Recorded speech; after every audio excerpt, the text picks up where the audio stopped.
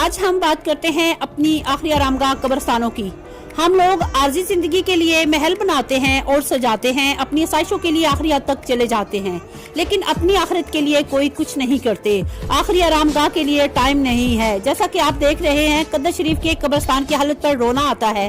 Overseas ہوں یا پاکستان میں رہنے والے، مر کر آنا تو ہم سب نے ایک دن یہی ہے، لیکن ہم سب کو خوف خدا نہیں۔ ہم کس طرح اپنی آخری آرامگاہ سے نظر چرائے بیٹھے ہیں۔